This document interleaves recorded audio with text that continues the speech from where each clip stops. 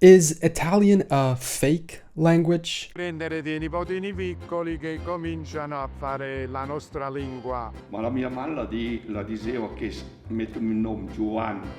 Nella nostra classe tutti i giorni mettevamo in palio la migliore merenda. Did you know that today, in 2025, only about 45% of Italians speak Italian at home? The others use one of these. These are Italy's regional languages, or dialects. There are at least 30 of them, probably more, and while most of them are Romance languages, reasonably similar to Italian, a few can be pretty different, like the minority that speaks Greek in the south or the version of German spoken in South Tyrol, even the Slavic-like languages spoken near Istria. But these are a bit of an exception. They are in border regions which at some point or another in history may have belonged to neighboring nations. The rest are true Latin languages, and while they can be incredibly different, it's unlikely a person from Bologna will fully understand someone from Napoli.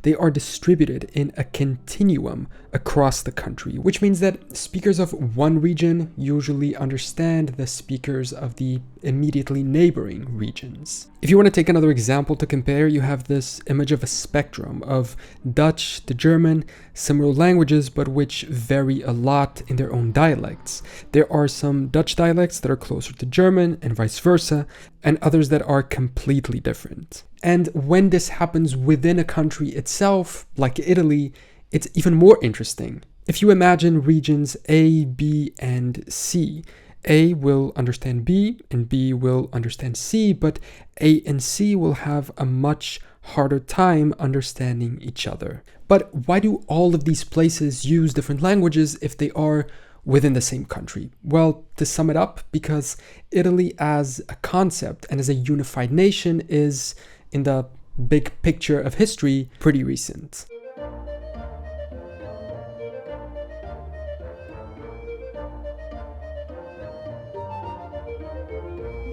The unification of Italy dates back to only the 1860s. At the time, and you better hold on to your gondola hats for this, Italian speakers made up only 2.5% of the peninsula's population. It was only after the unification that the official Italian language began being spread widely among the population via policies of compulsory education and then with mass media. This is really fascinating to me, so in this video I want to find out 3 things and bring you along with me as I do it. I want to understand which languages effectively exist, travel throughout all of the Italian regions and understand what is spoken and where.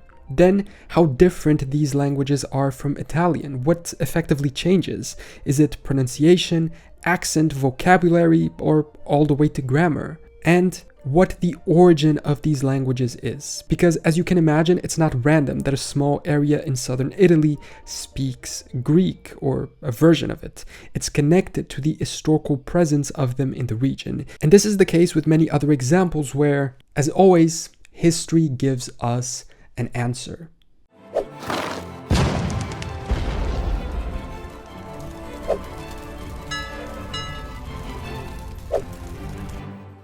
This is the La Spezia-Rimni line. It's a made-up line that separates 2 parts of Italy in regards to their language. It takes its name from the 2 cities that it runs through, La Spezia and Rimini.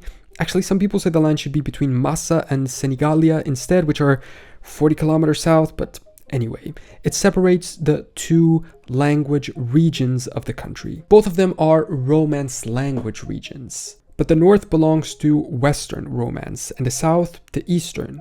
The first is more connected to French, Spanish, Portuguese, Catalan, and Occitan, while the southern is more connected to Romanian and the now lost languages of Pannonian and Dalmatian in Romania Submersa. While it is south of the line, Sardinian isn't classified as belonging to the southern region. It's its own thing, as we'll learn about in a little bit. And the reason why these 2 regions are separated when it comes to language has to do with a very early moment in history and with something that so often fills our minds, the Roman Empire. During the late stages of the Western Roman Empire, the area of Italy north of this line was dominated by an increasingly Germanic Roman army. This is actually visible in basic things like the type of helmets that they wore at the time. The reason why? Well, Italy didn't really have enough native manpower to fill their armies, and so the empire had to become reliant on federated Germanic allies to fill the ranks. The legion system was also essentially gone at this point, and the army had become much more open with its recruitment, allowing Danubian and Germanic recruits. And these soldiers, despite serving Rome, brought with them specific language customs from where they were from, and these influenced the local Latin and the modern languages that descended from it. The Ostrogothic kingdom came next, with the definitive fall of the Western Roman Empire, and this was further reinforced, as it also happened with the Franks in France or the Visigoths in Iberia. Maybe that's why all of these places are grouped into the Western Romance language area, because of that common influence. But the Ostrogoths ruled southern Italy for a while too, so why isn't language there the same? Well, while the Germanic soldiers had a direct influence in the north, they didn't in the south, and while the Ostrogoths ruled the entire peninsula for a little bit, they were little more than a ruling elite, no more than 150 to 200,000, ruling over millions of Latin-speaking inhabitants. While many of those 200,000 settled in the north, almost none did in the south. And not only that, but the Eastern Roman Empire, which then became the Byzantine Empire, soon reconquered parts of Italy. They lost the north again pretty quickly, but they held on to parts of the south for a little longer. And this is a perfect example of what I think is the main factor behind the development of different languages throughout these territories. The fact that at one point or another, or even throughout all of history, they were ruled and even inhabited by different peoples. Now, say you're watching this in the US and you want to travel to Italy, to these regions, and learn about their language. One of your goals when you land will probably be to start hunting for Wi-Fi or a local SIM card. I've been there too. I've tried roaming plans, other eSIMs, even buying a local SIM card, which is super confusing almost every time. It's a total nightmare, and that's why I switched to Nomad eSIM, the sponsor of today's video. Nomad gives you instant coverage in over 200 countries, literally as soon as you land. It's reliable, flexible, and super affordable, starting from just $1.10 per gigabyte with no hidden fees. You can choose between unlimited, regional, or global plans, and even share data across devices, which is perfect if you're traveling with a group of friends or your family. And the setup is super easy too. They even offer you a 1 gigabyte test to see if you really like it. Plus, it has 4.8 stars on the App Store, 4.7 on Google Play, and over 20,000 reviews on Trustpilot with a super high rating too, which says a lot. So if you're traveling soon, make Nomad your best travel companion. You can download the Nomad eSIM app on the App Store or Google Play, and you can use my promo code for 20% off and stay connected wherever you go. And now let's get back to the video. The areas south of the line were influenced by Mediterranean connections, with people from Greece who settled in what became known as Magna Graecia as early as the Iron Age, also Phoenicians and Carthaginians in Sicily. The Romans brought Latinization, but this didn't erase the Greek. Byzantine reconquest reinforced it. Then came the Arabs from North Africa, and even the Aragonese and Spanish later on. And each of these left their mark and, in a way, contributed to the differentiation of these local languages from Italian up to today. Greek sound or phonology patterns are still present in some dialects. One of them is heavily Greek up to today, Greco. Arabic words are still used in Sicilian and Calabrian languages, like zagara, which means citrus blossom, giarra, which means jar, or tafunata, which is like a word for a hole. Even the Aragonese brought loanwords like guaglio, which means boy in Neapolitan. The Greek and Arabic-derived lexicon was influenced by those layers of Aragonese, retaining vowel endings and softer consonants. In the north regions, most final vowels are dropped, for instance. And from early on, even before the Roman Empire, we have an important contrast because in the north, the local native inhabitants spoke different languages to begin with. Gallic, Lipontic, Rhaetic, Venetic, Etruscan, or Umbrian. This language map of the peninsula around the Iron Age shows us that, along with the ones spoken in the south too. And in the north, to make matters worse, they were repeatedly invaded by others too, like the Celts who brought their own vocabulary, then Germans, Lombards, and Franks too, and then many regions belonged to or were at least influenced by the Habsburg Empire, who also had German as their official language. Venice is actually a bit of an exception here, and a very interesting one. Due to their trade networks and empire, they brought in many influences from Slavic, but also Greek and Turkish, and today Venetian remains a slightly different northern dialect in itself, in part because of this. And the Venetian case is a perfect example as to why, even within this northern region or within the southern one, the dialects differ from region to region. Because until very late in history, they belonged to fully, or at least partially, independent polities. Even if we look at the map immediately before Italian unification in around 1860, Italy was split. We had the Kingdom of Sardinia in the north, along with the Kingdom of Lombardy-Venetia, then smaller entities like Parma, Pontremoli, Modena, or Lucca. As you go south, it consolidates a bit, but still in a divided manner, with the Grand Duchy of Tuscany, the Papal States, and the Kingdom of Two Sicilies. The northern states also had closer contact with the rest of mainland Europe because they were connected to it. The south, as I mentioned before, turned more towards the Mediterranean. And if we choose to go further back in history, say to the time of the Renaissance, the fragmentation is even bigger. You had the Duchy of Savoy, Milan, the Republic of Venice, Florence, Siena, Genoa. The south isn't as bad, but even Naples and Sicily were split up. And this was essentially a constant throughout most of Italian history. As both Byzantine and Germanic control faded between the 7th and 11th century, the patchwork started being formed. Okay, I was actually already editing the video and I realized I didn't really explain where standard Italian comes from. And as it turns out, it comes from Tuscan. And the reason why is pretty interesting. It's because during the times of the Renaissance, the main Italian authors like Dante and others that I don't know used Tuscan as the language in which they wrote. I think it was the Florence variety of Tuscan even.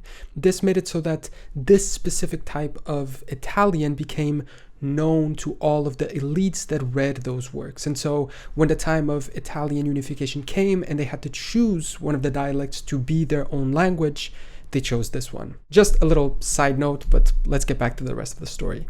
Take a map of the year 1000. The splits are there too, with the south joining the Balkanization trend, if you will. The reasons why this happened are a bit more intricate and they would take us on a very different and very long tangent. But it has to do essentially with the arrival of other invading forces, the loss of influence of the Byzantines in the south, plus the invasion of the Lombards and their failure in the north and center in establishing a hereditary dynasty that could consolidate power. But anyway, with everything that we talked about up to this point, we're able to understand two very important things. First, how the fact that these regions were populated and ruled by different people throughout time, both the natives and the invaders, Germanic tribes in the north and Greeks, Arabs, and Spaniards in the south, influenced the way they spoke and the words that they use.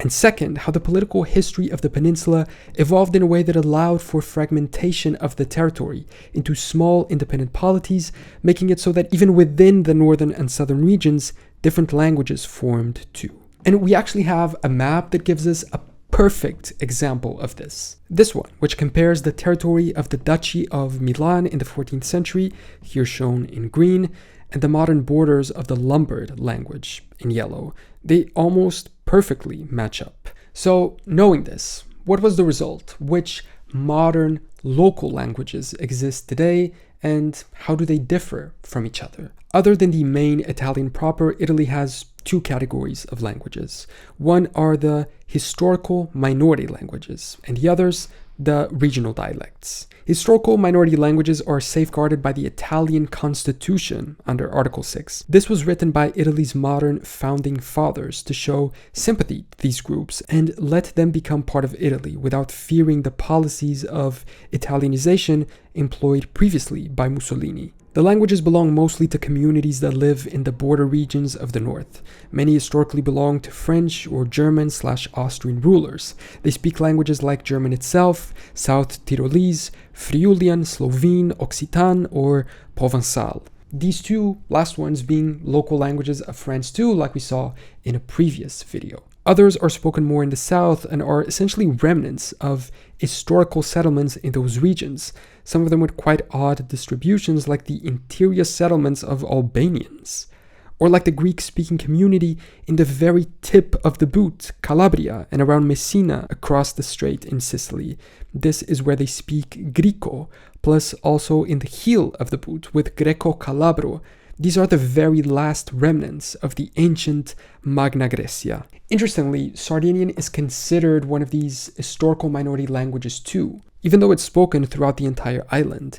This is because, among other things, Sardinian is very much its own language. It's a Romance language too, but different from Italian. It's considered by many as the language closest to Latin, but it also incorporates many elements of pre-Latin languages, such as Paleo-Sardinian, spoken by the indigenous population of the island. This makes sense. I mean, islands tend to develop their own language, culture, and identity separate from the outside world, and in a reality of Italian local independent rule, this becomes even more of a thing. The remaining regional dialects are all on the mainland, and they're connected to those independent local entities. There are at least 30 of them, although it could arguably reach into the hundreds if you want to be very nitpicky about what constitutes a local dialect. But to simplify it, they are divided into 7 groups here.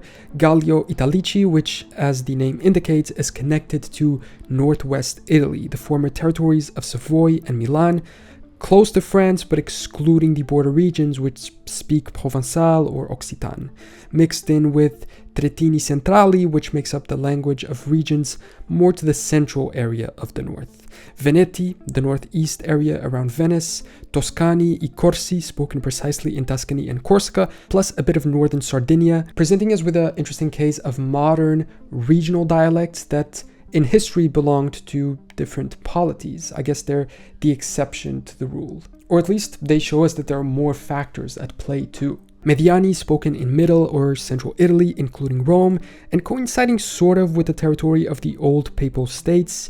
Meridionali in South Italy, emanating from the urban center of Naples, but having a lot of smaller dialects within it. And also Meridionali Estremi, which groups up the dialects of Sicily, Puglia, and Calabria. But this map can be quite confusing. There's so much information to process.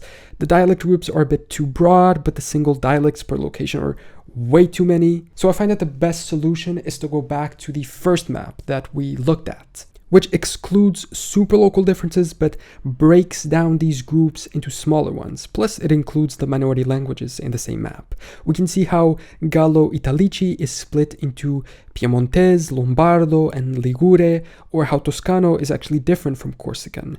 Mediani is also split into Peri-Mediani and Mediano, as is Meridionali into Abruzzese and Molisano, Campano, and Lucano e Irpino. I'm sorry for mispronouncing all of those. So now we know which languages exist, but how different are they from each other, really? Well, quite. Probably more than you'd expect. Let's take a couple of sentences and translate them into the main dialects for you to get a better idea. The phrase, I am going home, is different in almost all of them, in one way or another. In standard Italian, it would be vado a casa, but in Venetian, the vado turns into vago with a G. Neapolitans would do the same, but differently, changing the vado into vacco with a C. Lombard speakers would shorten the verb and cut the last vowel, saying vo a ca, while Piedmontese would do the opposite and say I vado a ca, while Sardinians would say something entirely different, which does really sound like Latin, ando in domu. What about another sentence, like, I don't know, as I would use in the sentence, I don't know how to pronounce these dialects. In Italian, it's non lo so, but in Venetian, the pronoun and object are dropped. They just say non so.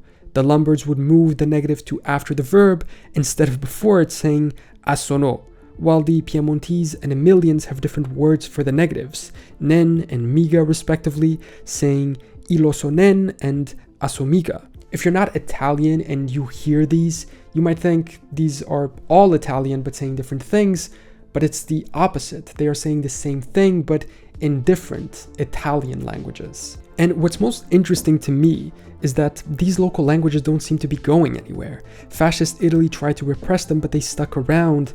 They are the living proof of the incredibly old and unique history of Italy as a region. And thankfully, I don't think they're going to be going anywhere in the near future. Thank you so much for watching this video. Thank you to my friends Laura and Martina for their help as actual Italians. They really contributed to make me understand this a little bit better. So I will see you next time for more general knowledge.